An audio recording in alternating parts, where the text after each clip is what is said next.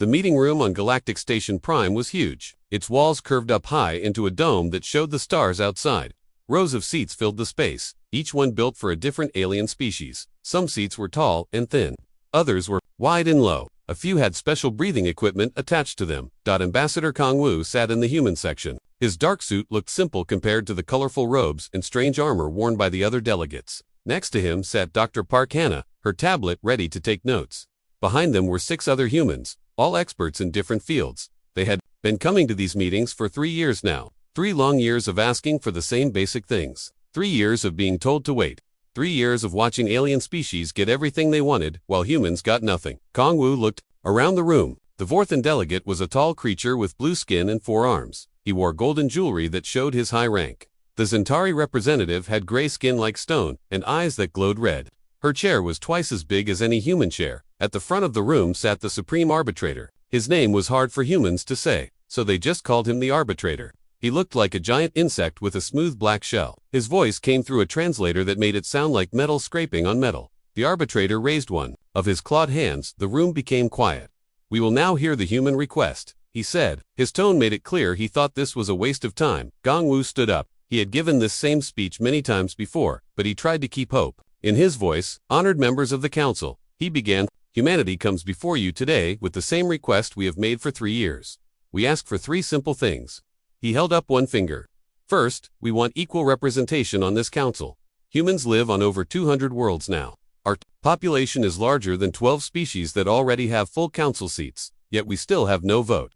Some of the alien delegates made sounds that might have been laughter. The Vorthan delegate examined his golden rings, as if they were more interesting than anything a human could say.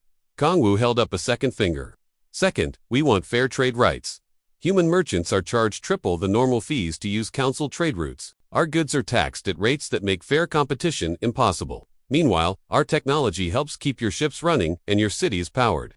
The Zentari representative's red eyes flashed brighter. She leaned forward and spoke in her own language. The translator turned her words into something humans could understand. "The young species speaks of fairness," she said, "but fairness must be earned. Humans have been in space for less than 100 years. Some of us have been traveling the stars for 10,000 years.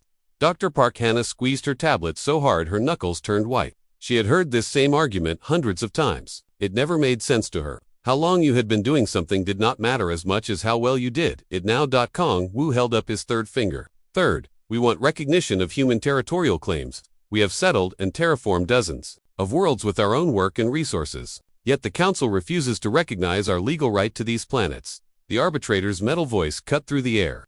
"The Council has explained this many times. New species must prove themselves worthy of such privileges. You must show that you can contribute to galactic civilization." Kong Wu felt his patience slipping away like water through his fingers. "Prove ourselves.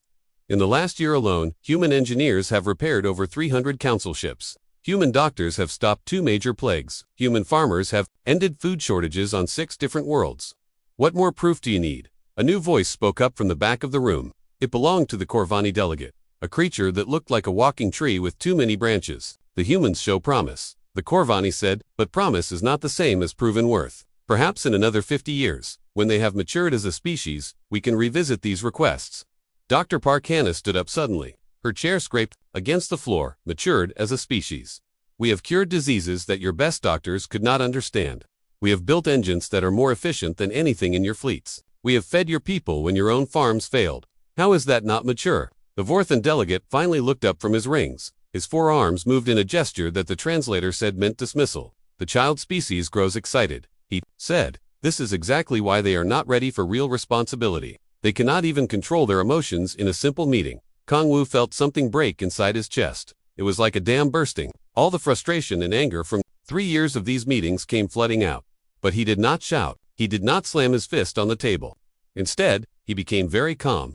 His voice dropped to almost a whisper, but somehow everyone in the huge room could hear him clearly. "I see," he said. "You think we should be grateful for any scraps you throw our way. You think we should say thank you when you charge us triple rates and deny us basic rights. You think we should smile and bow while you call us children." The Arbitrator's shell shifted. "Ambassador, you will show proper respect for this council." Kong Wu looked around the room one more time. He saw the bored faces, the dismissive gestures, the complete lack of respect for everything humans had done and offered. "No," he said simply, The word hung in the air like a challenge. Kongwu began gathering his papers. Dr. Park Hannah closed her tablet and stood up. One by one, the other human delegates rose from their seats. "Where are you going?" the arbitrator demanded. "This meeting is not finished." Kongwu walked toward the door. His delegation followed behind him. When he reached the entrance, he turned back to face the room full of aliens. "You want to know where we are going?" he said. "We are going home. You have made it very clear that you do not value human contributions to this galaxy. You do not respect our rights or our achievements. You see us as nothing more than useful servants who should be grateful for your attention." The room had become completely silent. Even the background hum of the station's machinery seemed to have stopped. "Well, we are not grateful anymore," Kang Wu continued. "We are done trying to earn your respect. We are done begging for rights that should be ours by merit. We are done with all of this." He gestured toward the council chamber. "Find someone else to fix your ships and cure your diseases and grow your food. Find someone else to do the work you cannot do yourselves, because we will not be doing it anymore." The Vorthan delegate laughed. It was a sound like wind chimes in a storm. "You cannot be serious. Where will you go? What will you do without the council's protection and trade networks?" Kongwu smiled. It was not a happy smile. "I guess you will find out."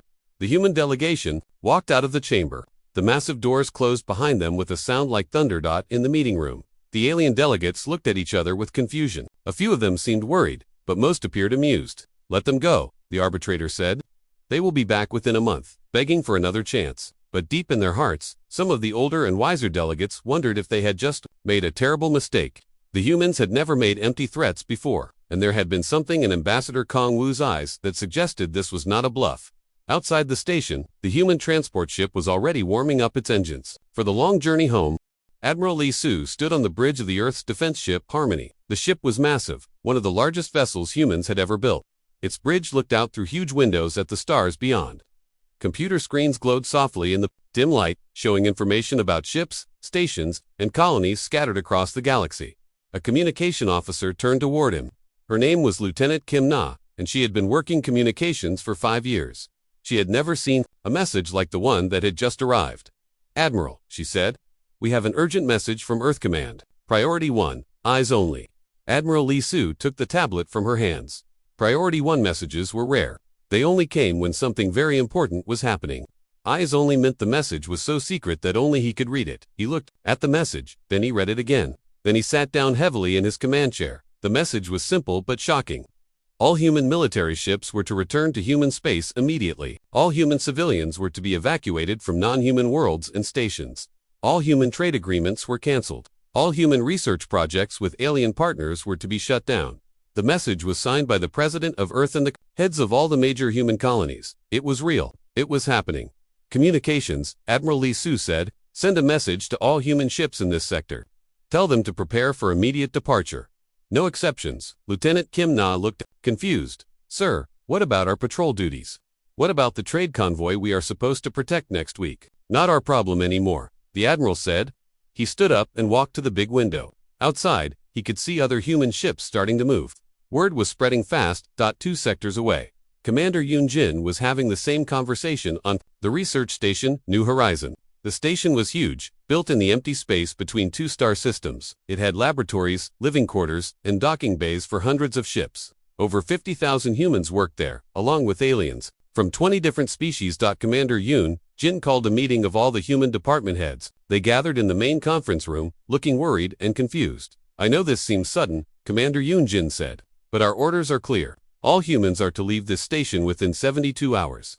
We are to take nothing that belongs to our alien partners. We leave only with our personal belongings and our own research." Dr. Hanso raised her hand. She was the head of the medical research department. "Commander, we are in the middle of developing a cure for the Centauri plague. If we leave now, thousands of aliens will die. Maybe millions." Commander Yoon Jin felt a pain in his chest. He had worked with many of these aliens for years. Some of them were friends, but his orders were clear. "The Galactic Council has made their position clear," he said. "They do not value human contributions. They think we are children who should be grateful for any attention they give us. Well, now, they can solve their own problems." Engineer Park Ray spoke up from the back of the room. "What about the fusion reactor? I am the only one who knows how to maintain it. If I leave, the whole station will lose power in a month." "Leave detailed instructions if you want," Commander Yoon Jin replied, "but you are leaving with the rest of us." The news spread through the station like wildfire. Alien researchers who had worked with humans for years came running to the human sections. They begged their human colleagues to stay. They offered better working conditions, higher pay, more respect. Dr. Vextel was a Zentari scientist who had worked with Dr. Han So for 3 years. His red eyes were dim with worry as he approached her laboratory. Han So, he said, please tell me this is not real. You cannot leave now. The plague research is too important. Dr. Han So was packing her personal items into a small bag. She did not look up at him. The research is important to you now. 3 months ago, when I asked for more funding, you said human medical knowledge was primitive. You said Zentari doctors were much better. I was wrong, Dr. Vextel said quickly. We all were wrong. Please, you must stay. People will die without your work. Dr. Han So finally looked at him. Her eyes were sad but determined. People were already dying. Vextel. The council did not care about that when humans were not getting any credit for the cures we developed. They called our methods crude and unspecific. Now you can use your superior Zentari medicine to solve the problem. All across the galaxy, similar conversations were happening. Human engineers were shutting down the systems they had built and maintained. Human doctors were closing clinics that treated alien patients. Human teachers were leaving schools where they had been training alien students. Captain Namki commanded a small patrol ship called the Windwalker. His job was to protect the trade routes between the Vorthan Empire and the outer colonies. Pirates often attacked cargo ships in this area, but Captain Namki and his crew had kept them away for 2 years. When he received the recall order, he was escorting a convoy of 12 Vorthan cargo ships. The convoy was carrying food to a colony that was suffering from crop failures. The Vorthan convoy commander contacted Captain Namki immediately after the human ships changed course. Windwalker, why are you leaving formation? We still have 6 hours until we reach safe space. Captain Namki looked at his communications officer, Petty Officer Jo Min. She had been monitoring pirate activity in the area. There were at least 3 pirate ships following the convoy, waiting for the right moment to attack. Vorthan convoy, this is Windwalker, Captain Namki replied. We have received orders to return to human space immediately. You will need to find other protection. Other protection? There are no other patrol ships in this area. The pirates will attack as soon as you leave. Captain Namki felt bad for the Vorthians. They were not evil people, but they had supported the council's decision to deny humans equal rights. They had voted against every human proposal for 3 years. I am sorry, he said, but this is no longer our responsibility. The Galactic Council has made it clear that human protection services are not valued. Find someone else to protect your ships. The Windwalker and its escort ships changed course and jumped to hyperspace. Behind them, the Vorthan convoy was left alone in dangerous space. On Earth, President Shinhai was meeting with her top advisors. The recall order had been her idea, but even she was surprised by how quickly it was being carried out. Status report, she said to General Ruhan, who was in charge of coordinating the withdrawal. Better than expected, Madam President, the general replied. 90% of our military ships have already started returning. The civilian evacuation is going more slowly, but we should have everyone out of council space within 2 weeks. What about the aliens? How are they reacting? Panic. Mostly, they are just starting to realize how much they depended on us. The Vorthan Empire has already lost 3 trade convoys to pirates. The Zentari medical system is reporting critical shortages of doctors. The council's main communication hub is having power problems because our engineers are not there to maintain it. President Shinhai nodded. She had hoped this would happen, but she had not expected it to happen so fast. Any word from the council itself? Not yet. I think they still believe this is temporary. They think we will come crawling back within a few weeks. President Shinhai smiled. It was not a kind smile. Then they do not know humans very well. When we make a decision, we stick to it. Outside Earth's orbital stations, human ships were arriving every hour. The Great Recall was working. Humanity was coming home. But across the galaxy, the first cracks were already starting to show. Systems that had run smoothly for years were beginning to fail. Trade routes that had been safe were becoming dangerous. Medical facilities that had saved countless lives were closing their doors. The aliens were about to learn a hard lesson. Sometimes the quiet, helpful people are more important than anyone realizes. And sometimes, by the time you figure that out, it is already too late. 3 months had passed since the humans walked away from the Galactic Council. At first, the aliens thought it would be easy to replace them. They were wrong. The Vorthan Empire was the first to feel real pain. Their main trade route ran through a dangerous part of space called the Broken Sector. For 2 years, human patrol ships had kept pirates away from that route. Now those ships were gone. Admiral Kolthik stood on the bridge of his flagship, the Golden Spear. He was the commander of the Vorthan Imperial Fleet. His forearms moved nervously as he read the latest reports. In 3 months, pirates had attacked 37 Vorthan cargo ships. 15 ships had been destroyed. Hundreds of crew members were dead or captured. How many patrol ships do we have available? He asked his second-in-command. 12, sir, but they are all needed to protect our home worlds. Admiral Kolthik felt anger burning in his chest. The humans had made it look so easy. 2 small patrol ships had been enough to keep the entire trade route safe. Now he needed 20 ships to do the same job, and he did not have 20 ships to spare. A communication came in from the bridge. It was from a cargo convoy that was about to enter the broken sector. Golden Spear, this is Merchant Captain Velthor. We are requesting escort through the danger zone. Admiral Kolthik looked at his fleet positions on the big screen. He had no ships to send. Merchant Captain, we have no escorts available. You will have to wait or find another route. Sir, the other route takes 2 weeks longer. We are carrying medical supplies to the outer colonies. People will die if we delay. The Admiral closed his eyes. Before the humans left, this would not have been a problem. Captain Namki and his crew would have been there within an hour, ready to escort any convoy that needed protection. I am sorry, Captain, we simply do not have the ships. Far away, Captain Namki was sitting in a coffee shop. On Earth's Luna colony, he was reading the Galactic news on his tablet. The story about pirate attacks in the broken sector made him feel sad. He knew those trade routes better than anyone. He knew which asteroids the pirates liked to hide behind. He knew the best ways to protect cargo ships. His communication device beeped. Someone was trying to contact him directly. He looked at the caller ID. It was Admiral Cole, single quotes THEK. Captain Namki almost did not answer. Then curiosity got the better of him. This is Namki. Captain, thank goodness you answered. Admiral Kolthik's voice sounded desperate. We need your help. The pirate attacks are getting worse. We have lost more ships in 3 months than we lost in the previous 3 years. That is unfortunate. Captain Namki replied. His voice was calm and polite. Please, you know that sector better than anyone. We can pay you well. We can offer you a commission in the Imperial Fleet. Name your price. Captain Namki took a sip of his coffee. I am sorry, Admiral, I am no longer available for hire. Earth has recalled all military personnel. But people are dying out here. People were dying before, Admiral. The difference is that now they are your people instead of someone else's people. The communication ended. Admiral Kolthik stared at his screen in disbelief. How could the humans be so cold? How could they ignore the suffering they could prevent? He did not understand that humans had been ignoring their own suffering for years. They had been protecting alien trade routes while their own colonies struggled. They had been saving alien lives while being treated like servants. Meanwhile, another crisis was developing at the heart of the Galactic Council itself. The main communication hub for the entire council was located on Station Alpha Prime.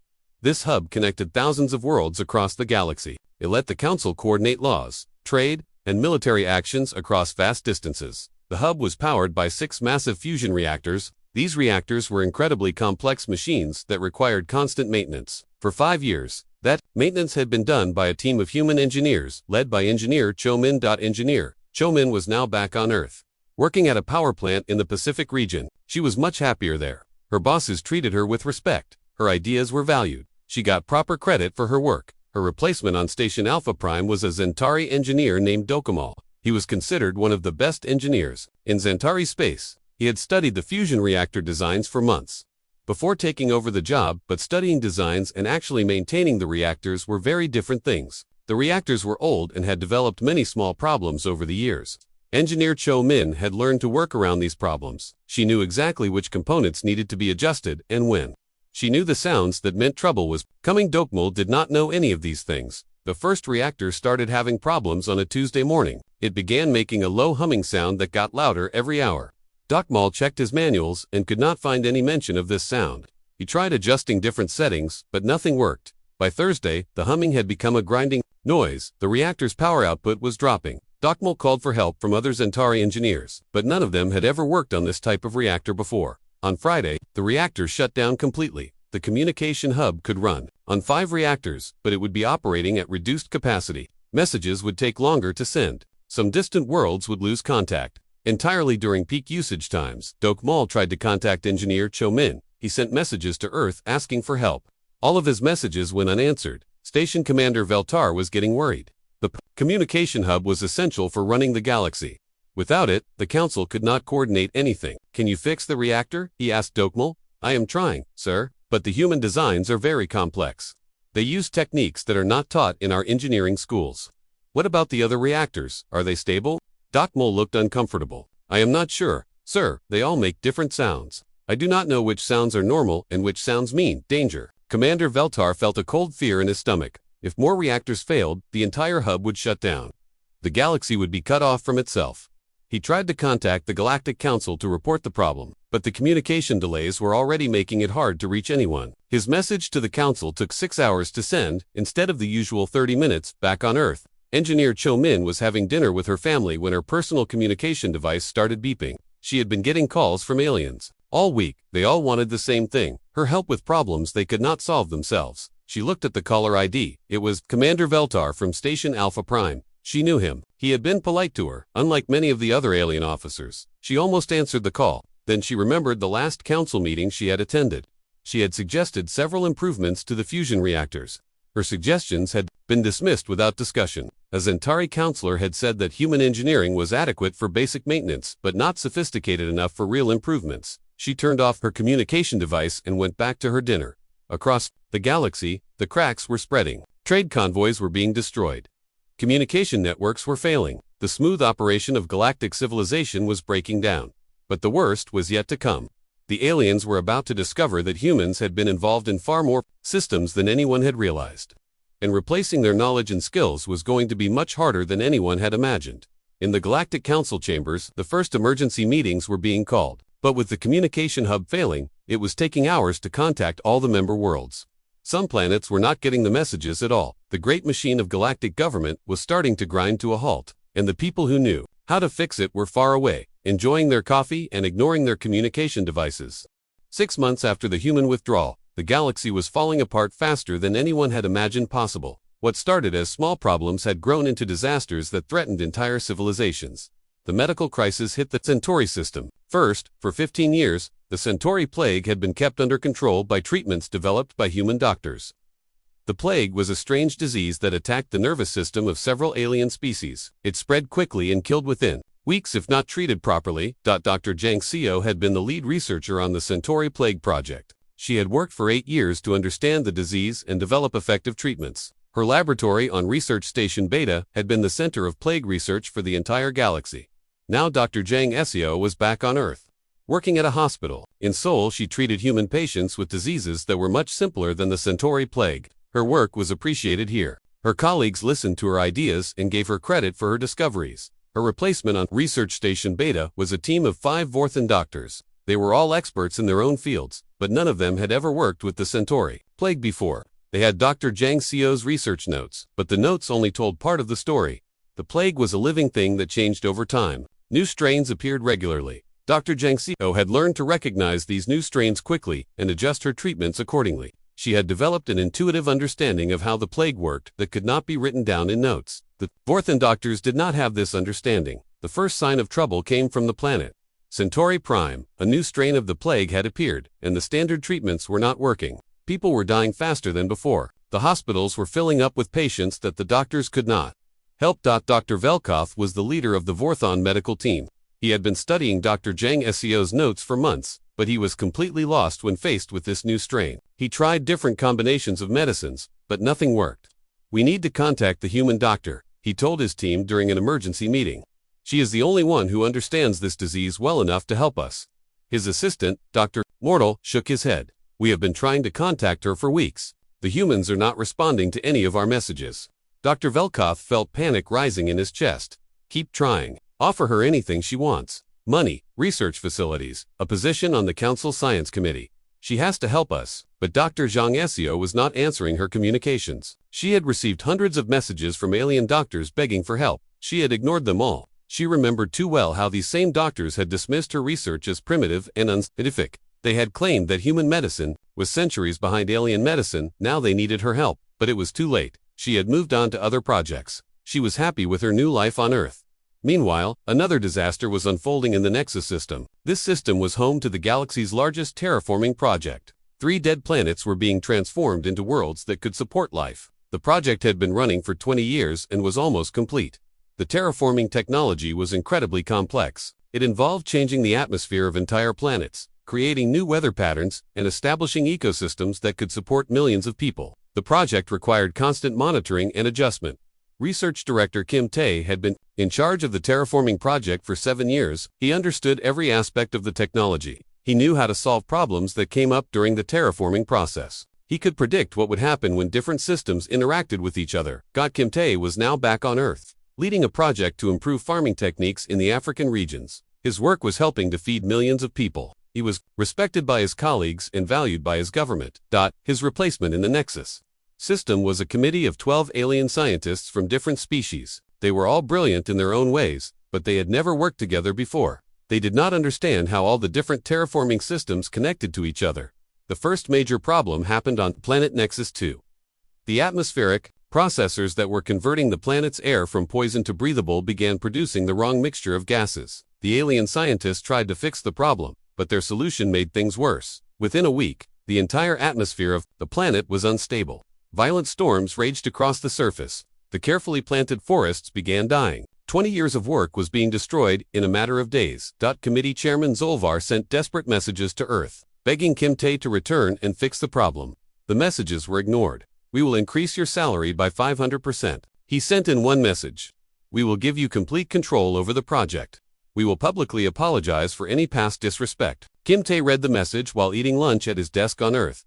He deleted it without replying. He remembered the last time he had presented his terraforming research to the Galactic Council. A Zentari scientist had stood up and said that human terraforming methods were crude and wasteful. The scientists had claimed that alien methods were much more elegant and efficient. Kim Tae had offered to demonstrate why his methods worked better, but the council had refused to listen. They had approved funding for alien terraforming projects while cutting funding for human research. Now their elegant and efficient methods were failing, and they wanted him to save them. But he was busy with his own projects now.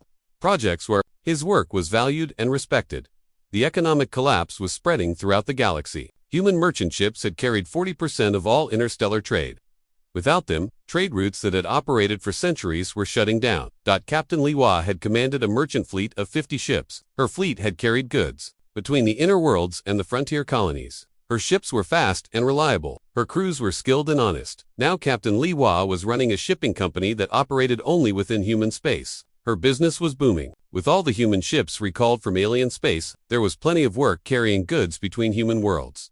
She received daily messages from alien trade companies begging her to return.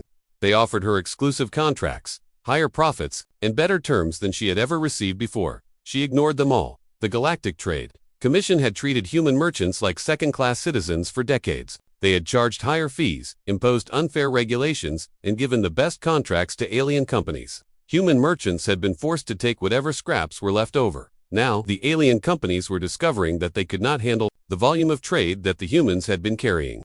Their ships were slower and less reliable. Their crews were not as experienced. Goods that used to arrive on time were now weeks or months late. Some colonies were running out of essential supplies. Others were unable to sell their products because there were no ships to carry them to market. The economic system that had held the galaxy together was breaking down. In the Galactic Council chambers, emergency meetings were being held every day, but the meetings were not going well. With the communication system failing, it was hard to coordinate anything. Some council members could not even attend the meetings because their ships could not navigate. Without human-built guidance systems, Supreme Arbitrator Vextal was beginning to understand the magnitude of the disaster.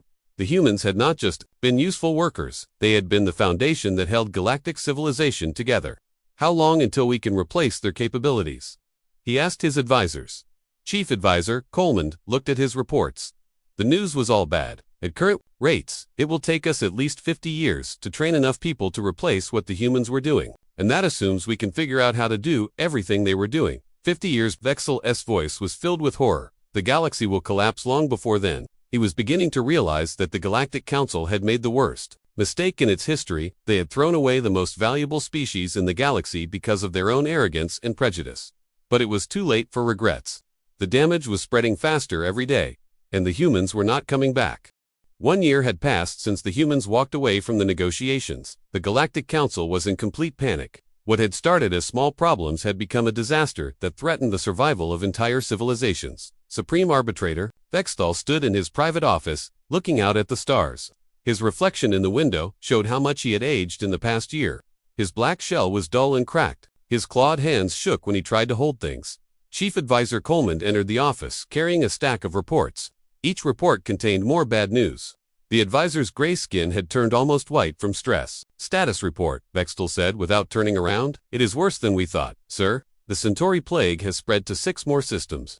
Without human medical expertise, We have lost over 2 million lives. The terraforming project in the Nexus system has completely failed. 3 planets that were almost ready for colonization are now uninhabitable wastelands. Vexthal closed his eyes. What about the economy? Trade volume is down 70%. 15 colonies are facing starvation because supply ships cannot reach them. The Vorthan Empire has lost 30% of its fleet to pirate attacks. Their military is on the verge of collapse. And our attempts to contact Earth, Coleman's voice became even quieter. Complete silence. Sir, they are not responding to any of our messages. Our diplomatic ships are not even allowed to enter human space. Vexthal finally turned away from the window. Then we will go to them directly. Prepare my personal flagship. We will travel to Earth and demand to speak with their leaders. Sir, is that wise? They have made it clear that they do not want contact with us. We have no choice. The galaxy is dying without them. Pride is a luxury we can no longer afford. 3 days later, the Supreme Arbitrator's flagship approached the edge of human space. The ship was called the Voice of Unity, and it was one of the most advanced vessels in the galaxy. It carried the most sophisticated communication equipment and the strongest defensive systems. Fleet Admiral Korthok commanded the ship. He was a veteran of many diplomatic missions, but he had never felt as nervous as he did now. The humans had been peaceful for so long that everyone had forgotten they were also capable warriors. Sir, we are approaching the boundary of human space, reported the navigation officer. Send a message to Earth, Admiral Korthok ordered. Tell them, we request safe passage for a diplomatic mission. We wish to meet with their leaders to discuss urgent matters affecting the entire galaxy. The message was sent. They waited for a reply. Hours passed with no response. Sir, we are detecting human ships approaching our position, the sensor officer announced. 12 vessels, unknown configuration. Admiral Korthok looked at the sensor display. The human ships were unlike anything he had seen before. They were sleek and angular, with energy signatures that suggest incredibly powerful weapons and shields. Open a communication channel, he ordered. A human voice came through the speakers. It was calm and polite, but there was steel underneath the politeness. Unknown vessel, you have entered restricted space. You have 30 seconds to reverse course and leave this system. Admiral Korthok was shocked. These were not the same humans he remembered. The old humans had been eager to please and quick. To apologize, these humans sounded confident and dangerous. This is Fleet Admiral Korthok of the Galactic Council. I carry Supreme Arbitrator Vexthal on a diplomatic mission of the highest importance. We request safe passage to Earth. Request denied. You have 20 seconds to reverse course. Please, you must understand. The galaxy is in crisis.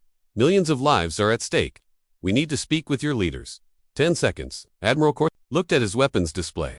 His ship was powerful, but the 12 human vessels had him completely surrounded. Their weapons were locked onto his ship. He had no doubt that they would fire if he did not comply. Reverse course, he ordered his crew. Take us back to Council space. As the Voice of Unity turned away from human space, Admiral Korthok sent one last desperate message. Please, we are begging you. Just give us a chance to talk. We know we made mistakes, but surely we can find a solution that works for everyone. The reply came back immediately. It was from Admiral Lee Su, the same human officer who had once escorted council ships through dangerous space. Admiral Korthok, you had 3 years to talk. You had hundreds of meetings where you could have listened to our concerns and treated us with respect. You chose not to do that. You chose to treat us like servants and children. That time is over. But people are dying out here. Surely you cannot ignore that. People were dying before. Admiral, the difference is that now you care because they are your people. When humans were dying while protecting your trade routes, you did not seem concerned. When human colonies were struggling because of unfair trade restrictions, you did not seem to care. When human researchers were dying of diseases they caught while trying to save alien lives, you told us we should be grateful for the opportunity to serve. Admiral Korthok felt shame burning in his chest. Everything Admiral Lee Su said was true. We were wrong, he admitted. We treated you badly. We were arrogant and foolish. But surely you can find it in your hearts to forgive us. Forgiveness is not the issue, Admiral. Trust is the issue. You had our trust for decades, and you threw it away. You cannot earn that back with pretty words and desperate pleas. The communication ended. The human ships escorted the Voice of Unity to the edge of their space and then disappeared as quickly as they had appeared. Back on the flagship, Supreme Arbitrator Vexthal was reading the transcript of the conversation. He was beginning to understand how badly the Council had misjudged the humans. They are not the same species that left us a year ago. He said to Admiral Korthok, something has changed in them. Yes, sir. They seem more confident, more unified, and much more dangerous than we remembered. Vexthal nodded. We always thought of them as the young species that needed our guidance. We never considered what would happen if they decided they did not need us anymore. Meanwhile, on Earth, President Shinhai was meeting with her military commanders. The attempted council contact had been expected, but it confirmed that the aliens were getting desperate. How are our defenses? She asked General Ruhan. Better than ever, Madam President. The resources we used to spend protecting alien worlds are now focused on protecting our own. Our military technology has advanced more in the past year than in the previous 20 years, and our economy. Finance Minister Park Jae smiled. Booming, Madam President. With all our ships and workers focused on human space, we are more prosperous than we have ever been. Unemployment is at record lows. Industrial production is up 40%. President Shinhai was pleased but not surprised. Humans had always been capable of great things. The difference was that now they were working for themselves instead of for people who did not appreciate their efforts. What about intelligence? Reports from alien space. Intelligence Director Kim Won opened a thick folder. The situation continues to deteriorate. Madam President, the Vorthan Empire is on the verge of economic collapse. The Zentari Confederation is dealing with medical crises they cannot solve. The Council's communication network is failing more every day. Any signs that they are learning to solve these problems on their own? No, Madam President. If anything, they seem to be getting more dependent on the systems we built, not less. They are trying to copy our technology, but they do not understand the principles behind it. President Shinhai nodded. Then we continue with our current policy. No contact, no assistance, no compromise.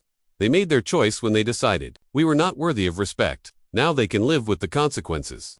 Across the galaxy, the consequences were becoming more severe every day. Entire civilizations that had existed for thousands of years were falling apart because they had become too dependent on human knowledge and skills. But on Earth, and in human space, life had never been better. Freed from the burden of supporting an ungrateful galaxy, humanity was finally reaching its full potential. The aliens were learning too late that some bridges, once burned, can never be rebuilt. 2 years had passed since humanity walked away from the Galactic Council. The contrast between human space and the rest of the galaxy was becoming more dramatic every day. President Shinhai stood at the podium in the Great Assembly Hall on Earth. Before her sat representatives from every human world, colony, and space station. The hall was filled with confident, prosperous people who had every reason to be proud of what they had accomplished. My fellow humans, she began, today marks the 2nd anniversary of our independence from galactic politics. 2 years ago, we were told we were not worthy of respect. We were called children who needed to prove ourselves. We were treated as servants who should be grateful for any scraps of attention. The audience listened in complete silence. Many of them had been there during the dark days when humans were second-class citizens in their own galaxy. Today, I can report that humanity has never been stronger, never been more prosperous, and never been more united. Our economy has grown by 60%. Our technology has advanced by decades. Our military has become the most powerful force in known space. Applause filled the hall, but President Shinhai raised her hand for silence. We achieved this not by conquering our neighbors or stealing their resources. We achieved this simply by focusing our efforts on ourselves instead of on people who did not appreciate us. We stopped giving away our knowledge for free. We stopped protecting trade routes that we were banned from using. We stopped solving problems for people who called our solutions primitive. In the front row sat the human leaders who had made the withdrawal possible. Ambassador Kong Wu was now the Minister of Foreign Affairs, though his job mostly involved refusing to talk to aliens. Admiral Lee Su commanded the most powerful fleet in human history. Dr. Park Hanna led research programs that were producing revolutionary discoveries every month. But what about the rest of the galaxy?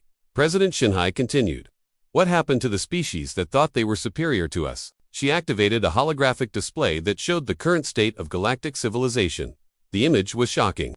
Entire sectors were marked in red, indicating systems in crisis or complete collapse.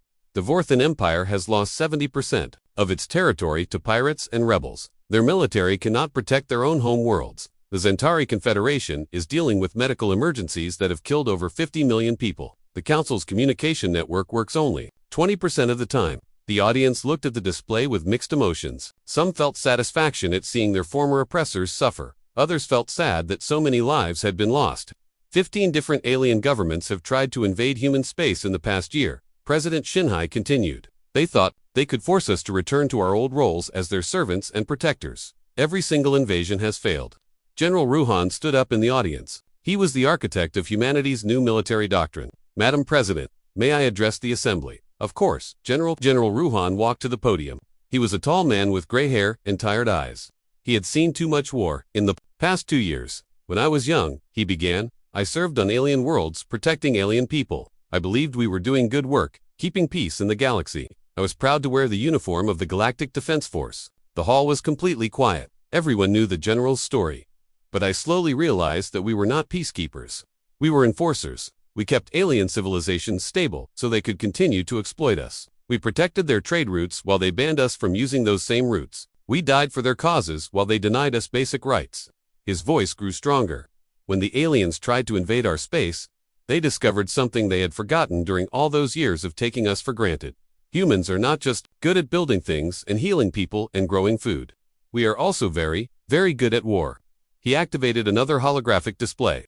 This one showed the wreckage of alien fleets that had tried to attack human worlds. 17 major battle fleets have been destroyed attempting to force their way into human space. The survivors spread word throughout the galaxy about what they faced. Humans who fight for themselves are very different from humans who fight for ungrateful masters. The general returned to his seat. President Shinhai took the podium again.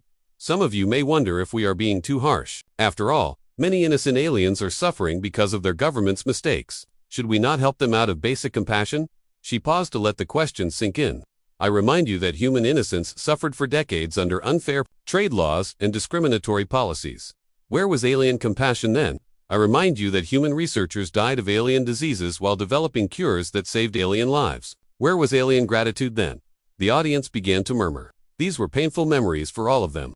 We offered our friendship, our knowledge, and our protection freely. We asked only for respect and equal treatment in return.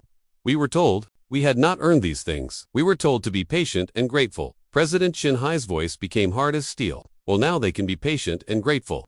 They can wait for someone else to solve their problems. They can be thankful for whatever scraps of help they can find from other sources. The applause this time was thunderous. The president waited for it to die down before continuing. But I have not called you here today just to celebrate our success or to gloat over our former oppressors' failures. I have called you here to discuss the future. She activated a new display showing human expansion plans. We are no longer bound by council restrictions on colonization. We are free to settle any world we choose. We are free to develop any technology we wish. We are free to trade with anyone who treats us as equals. The display showed dozens of new human colonies being established in previously unexplored regions of space. In the past 2 years, we have founded more new worlds than in the previous 50 years. Our population is growing faster than ever before. Our culture is flourishing without alien interference. Commander Yun Jin stood up from the audience. He now managed the largest research network in human history. Madame President, what about the aliens who approach us individually, seeking to establish new relationships based on mutual respect? It was a good question. Not all aliens had supported the Council's discriminatory policies. Some had tried to be fair to humans even when their own governments were not. We evaluate each request individually, the President replied. But we have learned to be very careful about who we trust. Trust is earned through actions over time, not through desperate promises made during a crisis. Dr. Park Hannah stood up next. She was now the Director of Human Sciences, overseeing research projects that were advancing human knowledge at an unprecedented rate. Madam President, our research programs are producing discoveries faster than we can implement them, without the burden of sharing everything with alien partners who contributed nothing but criticism. Our scientists are free to pursue bold new ideas. She activated a display showing some of the recent breakthroughs. New medicines that could extend human life by decades.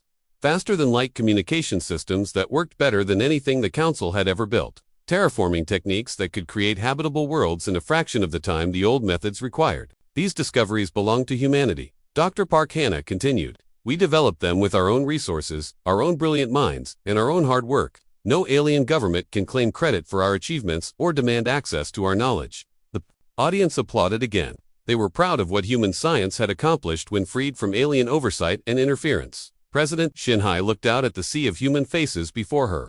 These people represented the best of humanity: courage, intelligence, determination, and dignity. 2 years ago, we were told we were not ready for equality. We were told we needed to prove ourselves worthy of respect. Well, I think we have proven something important. We have proven that we never needed their approval. We have proven that we are stronger on our own than we ever were. As their servants, she paused for effect. The galaxy is learning the price of arrogance. They are discovering what happens when you throw away the most valuable thing you have because you are too proud to recognize its worth. The final applause lasted for 10 minutes. When it finally ended, President Shinhai delivered her closing words. The age of human subservience is over. The age of human greatness has begun. Outside the assembly hall, human ships prepared for new voyages of exploration and colonization. Human scientists worked on projects that would have been impossible. Under council restrictions, human families raised children who would never know what it felt like to be treated as second-class citizens. Meanwhile, In the ruins of galactic civilization, aliens struggled to maintain the basic functions of their societies. They had learned too late that some species are not meant to be servants. Some species are meant to be partners or not at all. The humans had made their choice. Now everyone had to live with the consequences. 5 years had passed since Ambassador Kongwu walked out of the Galactic Council chambers. The galaxy had changed beyond recognition. Where once there had been a unified galactic civilization, now there were scattered groups of worlds struggling. To survive, the Great Council chambers on Station Prime were nearly empty. Most of the member species had withdrawn from the council when it became clear that the organization could no longer provide any useful services. The few remaining delegates met in a much smaller room, surrounded by the ruins of their former glory. Supreme Arbitrator Vextel was no longer the confident leader he had once been. His shell was cracked and dull. His movements were slow and painful. The stress of watching galactic civilization collapse had broken his health and his spirit. Status report, he said to his remaining advisors. There were only 3 of them left. The others had returned to their home worlds to deal with local crises. Chief Advisor Coleman looked at his notes. Even his voice sounded defeated. The situation continues to deteriorate, sir. We now have functional contact with only 37% of our former member worlds. The rest have either withdrawn from the council or been destroyed by conflicts. We cannot help resolve. What about our attempts to develop replacements for human expertise? Complete failure, sir. Our best engineers cannot maintain the systems the humans built. Our doctors cannot treat the diseases the humans understood. Our farmers cannot grow food using the techniques the humans developed. Vextel closed his eyes. 5 years ago, he had been the most powerful leader in the galaxy. Now, he could barely keep one space station functioning. In our latest attempts to contact Earth, still no response, sir. They refuse to acknowledge our messages. A new voice spoke from the doorway. Perhaps that is about to change. Everyone turned to see communications. Officer Zeltar entering the room. She was young and still had some hope in her voice, though it was fading quickly. Sir, we have just received a message from Earth. They are willing to send a diplomatic mission to discuss our situation. For the first time in months, Vextel felt a spark of hope. When will they arrive? They are already here, sir. A human ship just docked at our station. Vextel struggled to his feet. Prepare the formal reception chamber. This may be our last chance to save what remains of galactic civilization. 2 hours later, the reception chamber was as ready as it could be. The room had once hosted the most important diplomatic meetings in galactic history. Now it looked shabby and worn. Many of the decorations had been sold to pay for basic supplies. The lighting was dim because the power systems were failing. The doors opened, and the human delegation entered. Vextel was shocked by what he saw. Ambassador Kongwu walked at the head of the group, but he was not the same man who had left 5 years ago. He wore a uniform of deep blue with gold trim. His bearing was confident and proud. Behind him walked 6 other humans, all wearing similar uniforms that marked them as representatives of a powerful and successful civilization. The aliens in the room looked shabby and defeated by comparison. Their clothes were old and patched. Their postures showed the exhaustion of people who had been fighting a losing battle for years. Supreme Arbitrator Ambassador Kongwu said with a polite bow, "Thank you for agreeing to meet with us." Vextel was confused. "Thank us. We have been begging for this meeting for years. And now we are ready to discuss the future." Kongwu replied, "Please, shall we sit?" They took their places around the negotiating table, but the seating arrangement was very different from the old days. Then, the humans had sat in a small section on the side, like junior partners who were allowed to watch but not participate. Now, the humans sat on one side of the table while the aliens huddled together on the other side. Chancellor Baywan was the second member of the human delegation. She was now the head of the Human Coalition government, which had replaced the old Earth-based democracy. Her presence showed that humanity was taking this meeting very seriously. "Before we begin," Chancellor Baywan said, "we want to make something clear. We are not here to resume our old relationship with the Galactic Council. That relationship is over forever." Vextel felt his heart sink. "Then why are you here?" "We are here to discuss the possibility of a new relationship. One based on mutual respect and equal treatment." "Yes, of course," Vextel said quickly. "That is exactly what we want. We realize now that we made terrible mistakes in the past. We are prepared to offer you everything you originally asked for. Full council membership, equal trade rights, recognition of your territorial claims." Ambassador Kongwu smiled, but it was not a warm smile. "You misunderstand, Arbitrator. We are not asking to join your organization. We are considering whether to allow some of you to join ours." The words hit the alien delegates like a physical blow. Chief Advisor Coleman leaned forward. "Join yours? What do you mean?" "The Human Coalition now includes 47 species," Chancellor Baywan explained. "They are all treated as equal partners. They all have full rights and representation. They all benefit from human technology and protection." She activated a holographic display that showed the current state of human space. It was a shocking contrast to the chaos in the rest of the galaxy. Human territory was marked in green, indicating prosperity and stability. Allied territory was marked in blue, showing worlds that had joined the human coalition and were thriving. Under human protection, this is impossible, Vextal whispered. 47 species. How did you convince them to join you? We did not convince them of anything, Ambassador Kong Wu replied. We offered them the same thing we wanted from you: respect, fair treatment, and mutual benefit.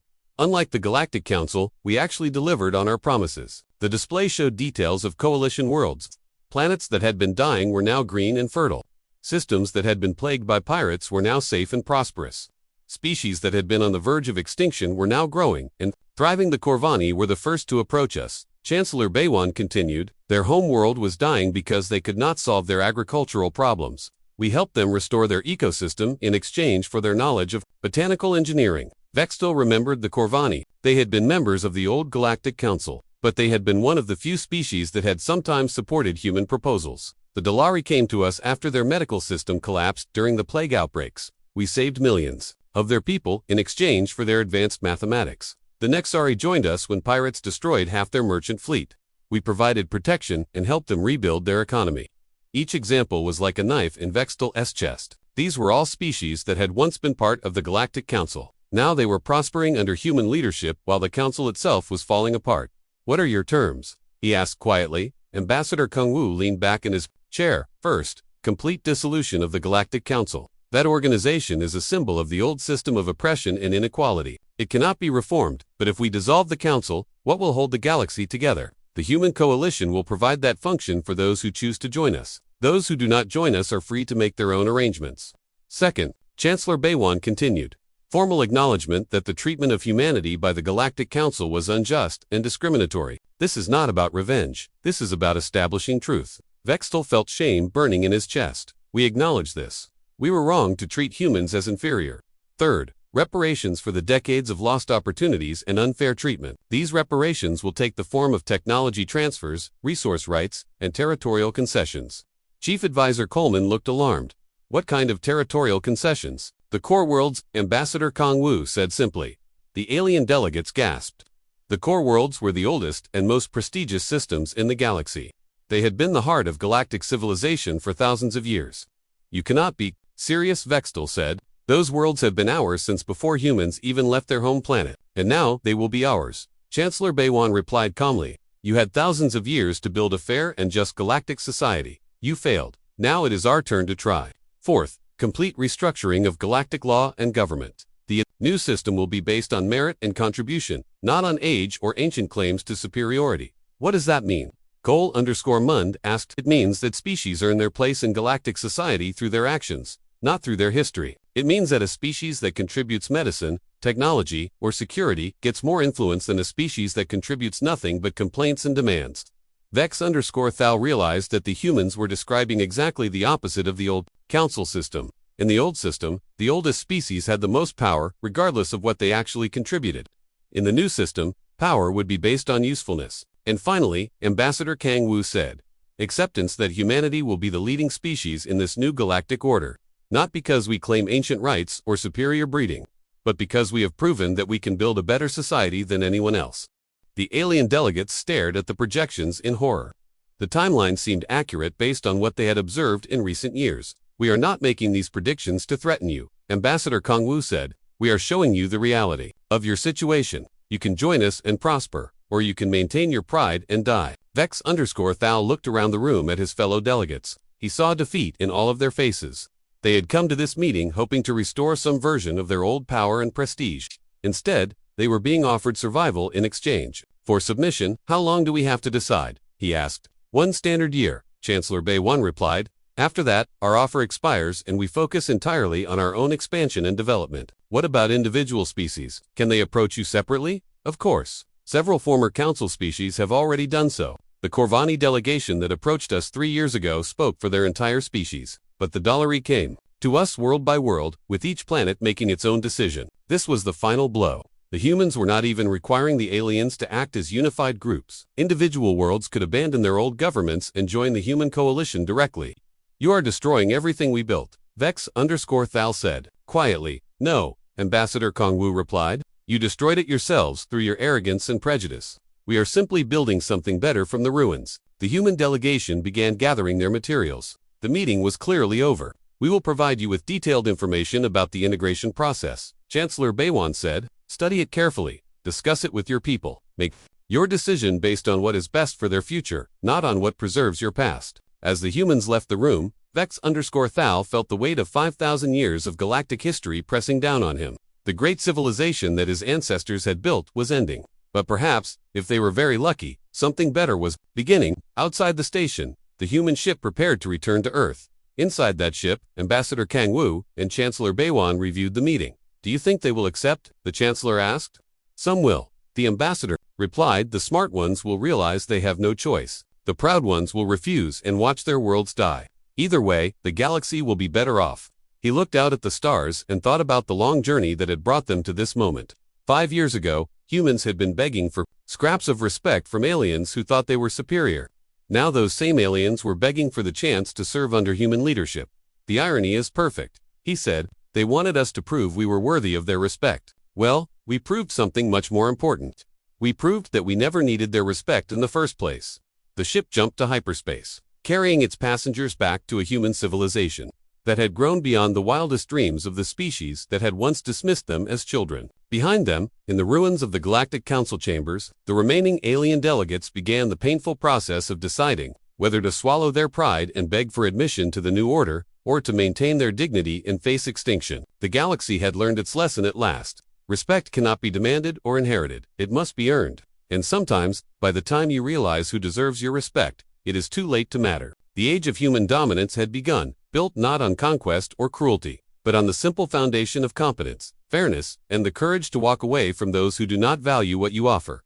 The negotiations were over. The price had been paid, and the galaxy would never be the same again.